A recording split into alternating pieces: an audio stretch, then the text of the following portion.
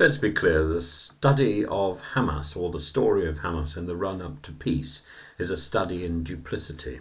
Within hours of agreeing to the Trump-brokered ceasefire, the group that has ruled Gaza since 2007 reverted to its familiar methods of terror and repression, armed patrols, gun battles with rivals, and violent reprisals against suspected collaborators. The scenes described by Gazans to the Financial Times, for example, show a militia scrambling not for peace but for control. Hamas's resilience after 2 years of Israeli bombardment astonishes many. Its rocket factories may be destroyed, its tunnels collapsed, but its apparatus of fear remains intact.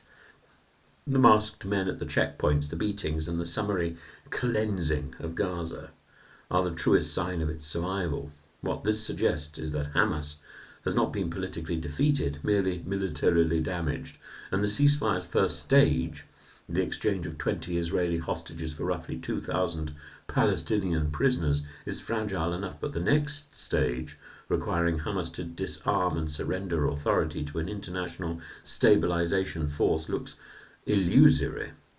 Hamas has made clear that disarmament is out of the question. It will relinquish control only in the narrowest sense, maintaining its grip on the streets, even while pretending to concede political space. In short, it will do what it's always done, rule by shadow and gun.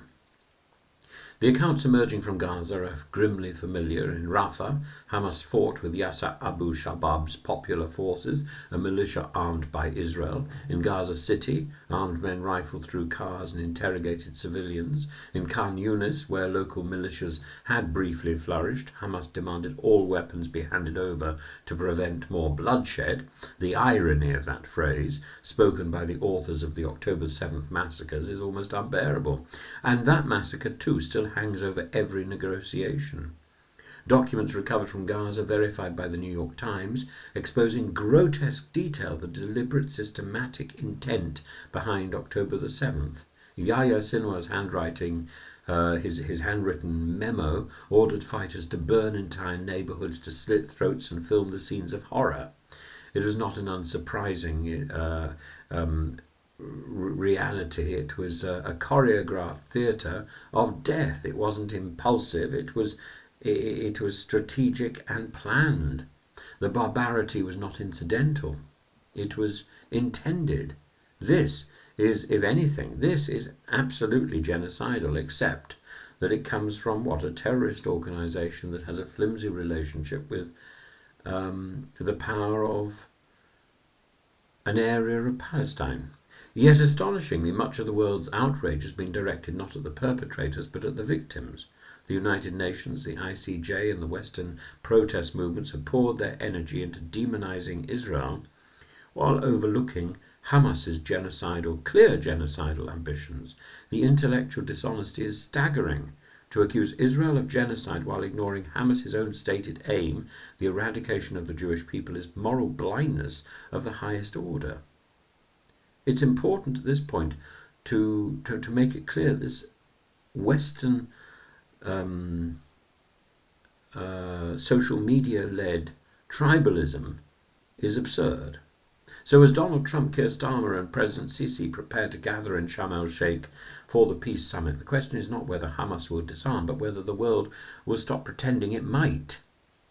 You cannot build peace on the promises of men who use bulldozers to breach fences and knives to slit children's throats. You cannot stabilize Gaza by handing it back to its tormentors.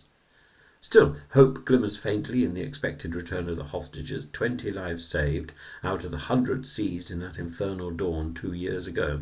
Their reliefs, if it happens, will mark a triumph of diplomacy and determination, but the larger triumph, peace, justice and moral clarity, will remain distant as long as Hamas is allowed to masquerade as a partner for peace rather than the criminal syndicate it truly is.